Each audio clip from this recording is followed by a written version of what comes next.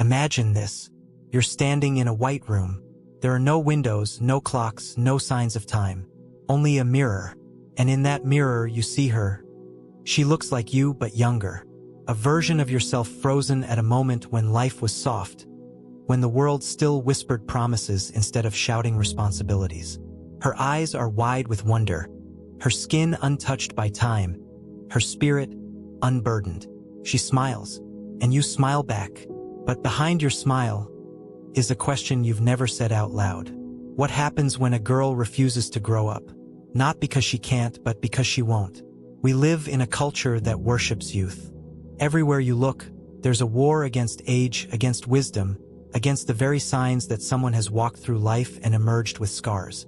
From skincare commercials that promise eternal glow to the infantilization of female characters in media, being a girl is romanticized. But being a woman, that's where the silence starts. This eternal girl, is not just an aesthetic. She is an archetype. She is a defense. She is a rebellion in disguise. There is a haunting contradiction here. In an age of empowerment, some women are terrified of stepping into their power. Not because they lack strength, but because growing up means sacrificing a certain illusion and facing a brutal inner truth. Growing up doesn't just mean aging. It means reckoning, taking responsibility, becoming conscious. It means abandoning the fantasy that someone is coming to rescue you. It means mourning the dream that love will always feel like magic and not, sometimes, like work. It means watching your body change and realizing you're not just an object of desire anymore. You're becoming the subject of your own story. But that's the problem, isn't it? What if you've been conditioned your whole life to be the dream, not the dreamer? The muse, not the maker? The adored, not the awakened? What if society taught you how to be a girl, but never how to become a woman? And so, the eternal girl survives not in the world, but inside you. She lingers in the corners of your choices, whispering that growing up is a betrayal, that becoming serious, becoming sovereign, becoming real, is to become unlovable. She pleads with you to stay small, stay soft, stay sweet, because the moment you claim your full self, something dies. What dies? The illusion of innocence, the dream of dependence, the fantasy that someone else will carry your pain for you.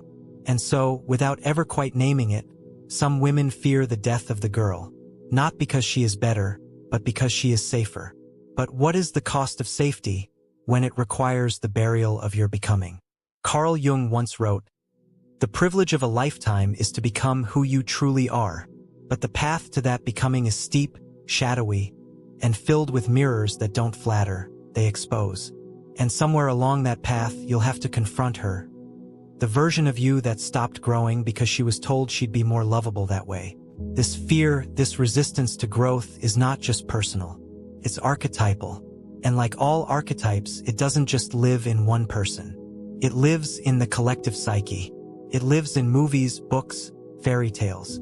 It lives in the stories we tell about dream girls who never age, never complain, never ask for more. And it lives in the quiet grief of women who feel stuck, trapped in a performance of youth, while their soul longs to be witnessed as whole. So here's the riddle. What happens to the girl who never leaves Neverland, but whose soul outgrows the fantasy? What happens when the mirror no longer reflects who you are, but who you used to be? And most painfully, who will love you when you stop pretending to be small? These are not questions for lighthearted reflection. These are the questions that disturb your sleep, that echo through broken relationships and midlife crises. These are the questions that haunt women who know, deep down, that they are meant for more, but can't quite bring themselves to let the girl go. Because letting her go means walking into the unknown. But what if the unknown is not emptiness, but your awakening? You wake up one morning and the mirror doesn't lie. You don't look old. You look different.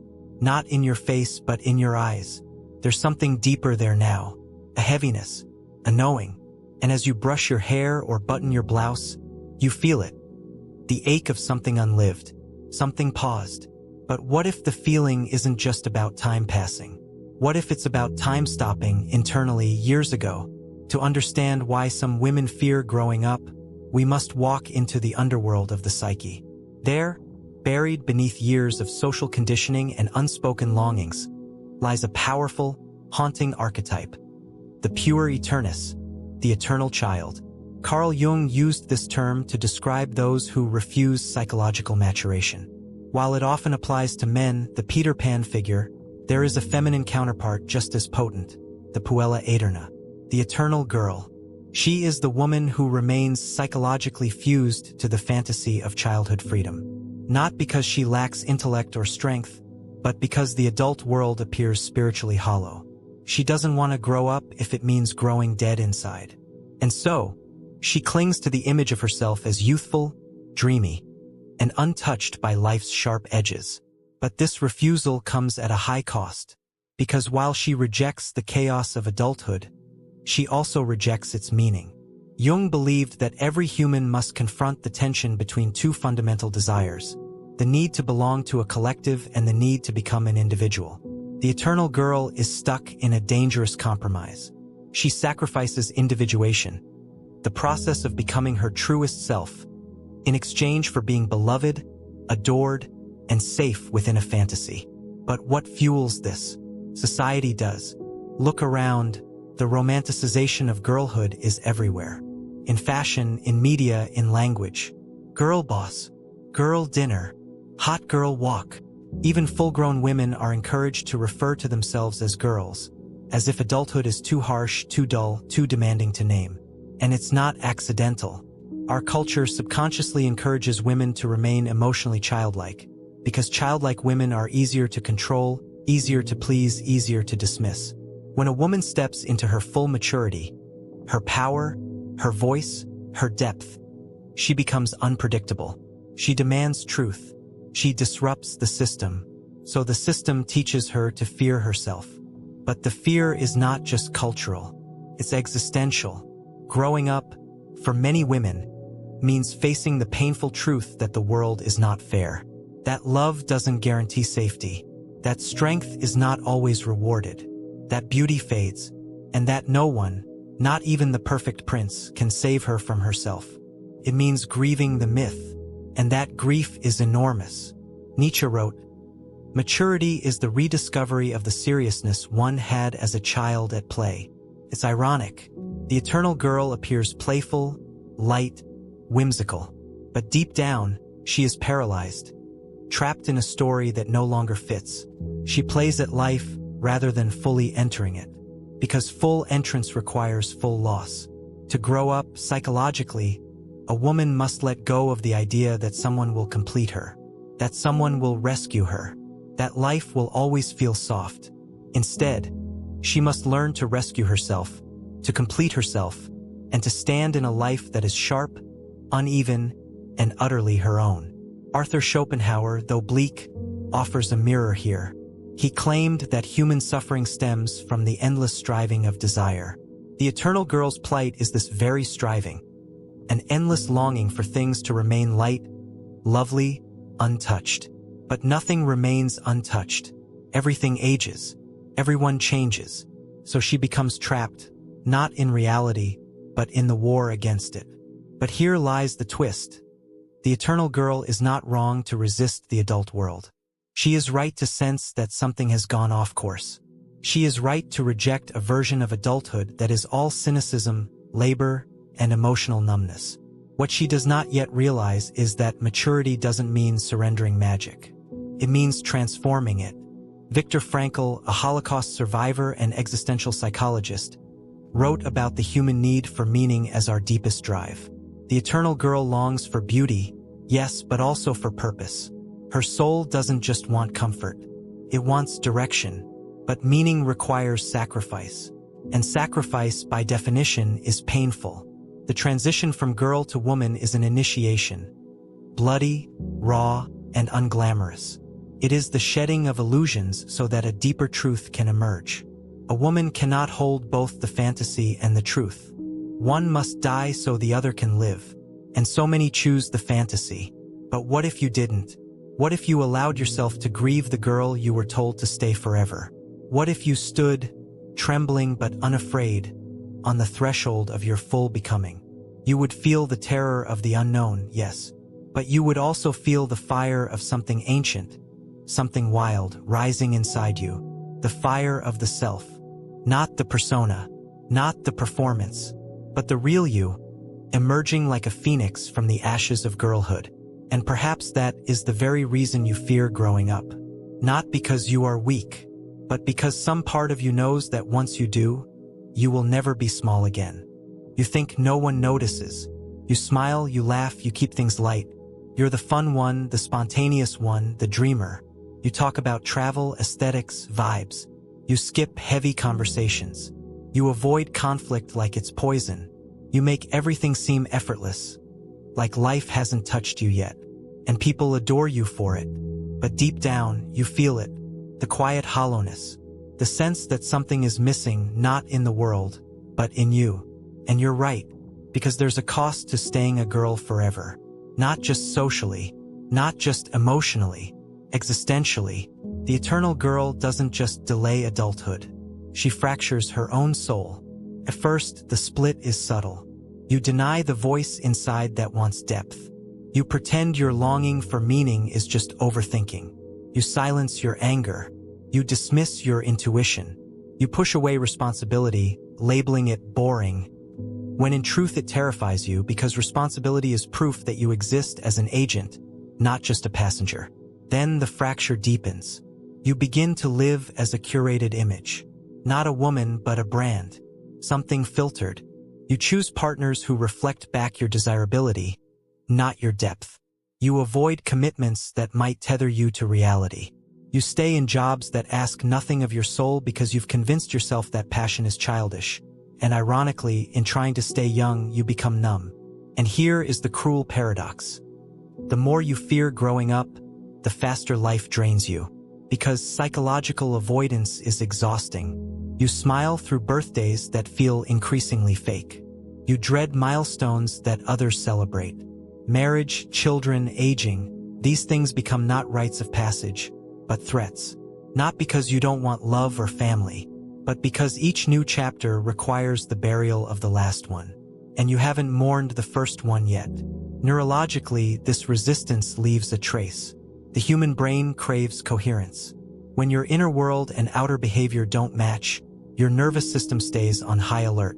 It's like living in a loop of performance anxiety. On the surface, you're calm. Inside, your body is bracing for the moment someone finds out you're not as light, as breezy, as together as you seem. And over time, the tension becomes unbearable. You either collapse inward into depression, disassociation, and spiritual apathy, or you lash outward, resenting others who seem to embrace adulthood with grace. You accuse them of being boring, basic, or settling. But beneath the mockery is envy. Envy for the peace they've found through surrendering to life's seasons. The eternal girl does not find peace. She lives in suspension. Culturally, the damage spreads wider. When large numbers of women are taught, implicitly or overtly, to avoid maturity, society loses its wisest feminine force. The true adult woman is not just older. She is anchored. She sees through lies. She nurtures without self-erasure. She leads without apology. She builds without begging for validation. She is the one who holds the community together, not with noise, but with presence. But when the eternal girl archetype dominates the collective, womanhood becomes stylized, not embodied. You end up with aesthetics over ethics, appearance over impact. Beauty becomes a weapon, not a celebration. Sexuality becomes a currency, not a sacred language. Female power becomes performative, a mask worn for likes, not for life. And this damages not just women, but men too. Because men who grow up in a world filled with eternal girls don't learn how to meet real women. They aren't taught how to respect depth, how to honor emotion, how to build intimacy with someone who won't flatter their ego. They stay stuck in their own Puer Aeternus mode. Forever boys, chasing fantasy, fearing real connection.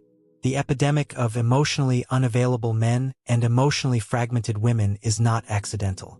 It is the logical outcome of a culture that glorifies youth and demonizes growth. But here is the deepest consequence. The eternal girl dies never having lived. Not because she didn't do things. She traveled, she partied, she posted. But because she never said yes to life with her whole being. She never let herself fall apart.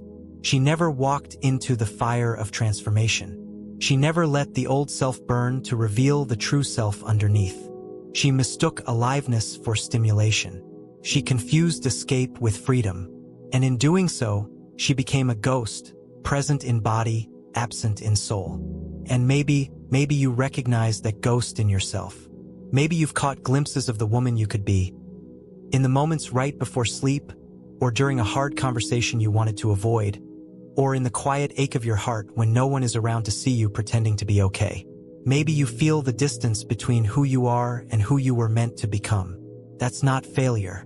That's the beginning, because awareness always comes before awakening. But the consequences will not wait forever.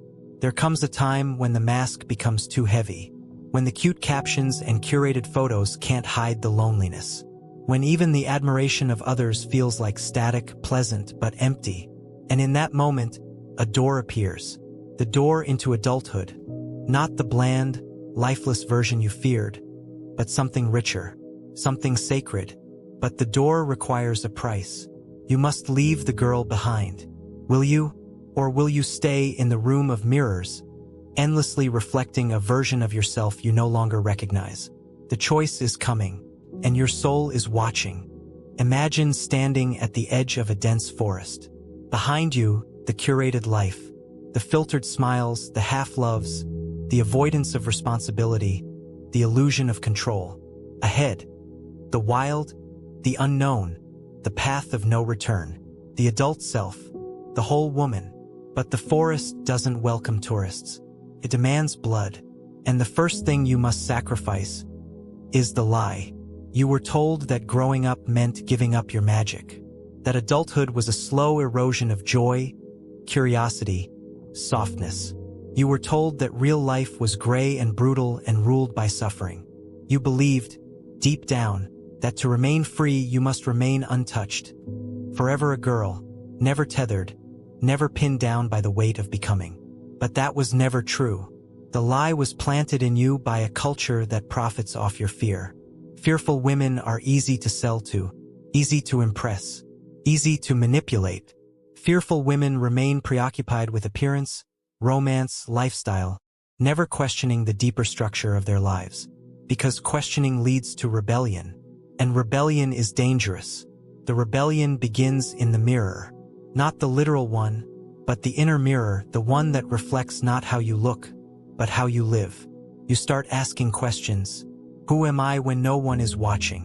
What have I avoided because it scared me? Which parts of me have I overperformed to gain approval? And which have I buried to avoid abandonment? Whose voice is that in my head telling me that becoming a real woman means becoming boring? These questions are keys. Each one opens a door to something ancient and powerful. Self-authorship. Carl Jung called it individuation, the sacred process of becoming your whole self, shadow and light, soft and strong, broken and blooming, not by denying the girl within you, but by integrating her into a deeper, wider self. So how do you break free? You stop performing. You start inhabiting. Inhabit your pain. Don't decorate it. Don't repress it. Let it speak. Inhabit your mind. Stop fearing the thoughts that come at night. The regrets, the yearnings, the dark intuitions. They are not enemies. They are maps. Inhabit your body, not as a product to be consumed, but as a temple to be felt. Let your body carry weight. Let it age. Let it wrinkle. Let it scream. Let it sweat and bleed and soften and scar.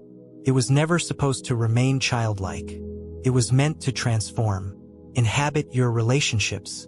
Speak the unspeakable. Demand truth. Risk rejection. Stop filtering your soul to be digestible. The people who are meant to walk with you won't need you to shrink. And perhaps the most radical act of rebellion.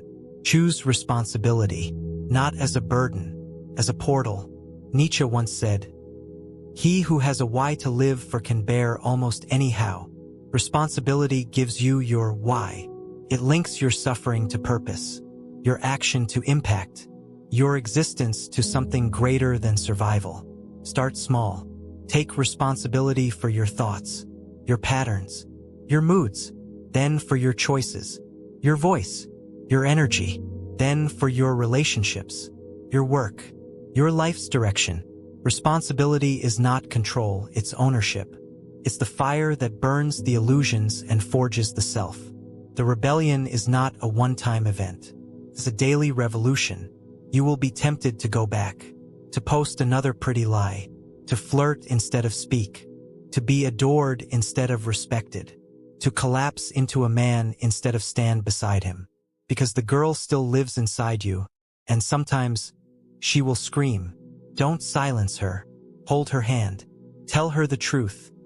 We're not dying. We're becoming. And when the girl within you finally weeps, mourning the life she imagined, the safety she clung to, the innocence she must now release, you let her. You honor her tears, because those tears are the water that nourishes your rebirth. Then you rise, not into a perfect woman, but a real one. You stop chasing the high of being seen, and start craving the silence of seeing. You stop measuring your worth by who wants you, and start choosing who deserves to witness your becoming. You stop hiding your intelligence, your fury, your wildness, your grief, because you finally understand. The world doesn't need another pretty mask. It needs a mirror that shows other women what it looks like to become whole. Do not wait for permission. No one will hand you adulthood. No one will knight you with maturity. No ceremony will be held for your becoming. You must choose it, again and again, in the face of fear, in the face of rejection, in the face of uncertainty. This is your rite of passage, not into conformity, but into the kind of freedom only grown women can hold. The freedom to live without apology, without pretense, and without delay. Now the forest is calling. You can stay on the edge, forever wondering, or you can walk in, naked and unafraid, and find the woman you were born to be. But know this, the girl cannot go with you. You must bury her gently, thank her deeply, and leave her behind. There is a moment, after the rebellion, after the shedding, after the rawness of rebirth, when the silence becomes unbearable. You've dismantled the illusions. You've confronted the wounds. You've stepped away from comfort, from applause, from the shadow of the eternal girl. And now you stand in the space between what was and what might be. No scripts, no masks, just you. But who is that? Who are you when no one needs you to be sweet, small, safe, or pretty? Who are you without the scaffolding of youth? Who are you when you stop trying to belong and start asking, do I even want to be part of this? This is the sacred vacuum, the liminal space, the death before rebirth. And this is where most turn back, because the silence feels like abandonment, because there is no promise that becoming a woman will be met with celebration. Only the cold truth. You must find your meaning now. No one else can. Carl Jung spoke of the self. Not the ego, not the mask, but the whole of who you are. Your light and shadow, your dreams and regrets, your femininity and your ferocity. The self is not given. It is realized. And the path to it is often paved with grief. Because here is the deepest truth. The girl must die not because she is wrong, but because she is unfinished. And the woman is not a new costume. She is the completion of the child. You do not become a woman by renouncing the girl. You become a woman by carrying her, wounded, wild, innocent, into the fire and letting her transform into something wiser. You do not erase her. You redeem her. This is the paradox of growth. You thought growing up meant losing your softness. But true maturity is not the death of tenderness. It is the rise of sovereign compassion. You thought adulthood meant being alone. But real adulthood is where authentic connection begins, when you can finally relate as a full self, not a fragmented role. You feared that becoming a woman would make you invisible. But invisibility only comes from staying small. A whole woman cannot be ignored. She either magnetizes or terrifies. And then, one day, you realize something unshakable. You are not broken. You are becoming. The fear of growing up was never really about age. It was about accountability. You feared becoming a woman not because you weren't ready to love others deeply, but because you weren't yet ready to love yourself completely. You feared responsibility because you didn't yet know your own power. You feared depth because you were raised in a world that told you your value lived on the surface. But now you know better. Here is the final, most powerful realization. The girl inside you was never afraid of growing up. She was afraid of being abandoned. She was afraid that once she changed, no one would want her, that love would disappear, that joy would fade, that her identity would collapse. But she was wrong, because the woman you are becoming doesn't need to be wanted to be worthy. She doesn't need to be liked to be powerful. She doesn't need to be chosen to feel whole. She chooses herself. So now the mirror shifts. You no longer ask, "Why do I fear growing up?" You ask, "What kind of woman do I want to become? What kind of wisdom do I want to embody? What kind of legacy will I leave behind? Not just in the world, but in the hearts of those who meet me." And suddenly, all the things you once feared become invitations. Responsibility becomes sacred. Depth becomes delicious. Solitude becomes sovereign. Love becomes a choice, not a trap. You walk differently now, not because you've learned a performance, but because you've dropped the act entirely. You carry the little girl inside your chest, not as your mask, but as your memory, a reminder of where you came from, of the dreams you protected, of the innocence you once thought you had to trade for power. But now you know your innocence is not your weakness. It is your North Star. The woman you are now holds her in one hand and the fire in the other. You are not just grown, you are growing still. So what does it mean truly to grow up? It means this: to stop living as someone waiting to be saved and become someone who can save. To stop clinging to safety and step into sovereignty. To stop fearing change and start choosing transformation. To die 1,000 times and rise each time more whole. And maybe the world will never celebrate this becoming. Maybe the world prefers women who are easy to digest, girls in grown-up clothes, compliant and cute. But you were never born to be digested. You were born to be undeniable. So rise, not with fanfare, but with quiet certainty. Not to prove, but to embody. Not to be seen, but to see. You are no longer the girl waiting for permission. You are the woman who writes the myth. And somewhere deep inside you, the eternal girl finally smiles. She is not afraid anymore. She knows she made it home.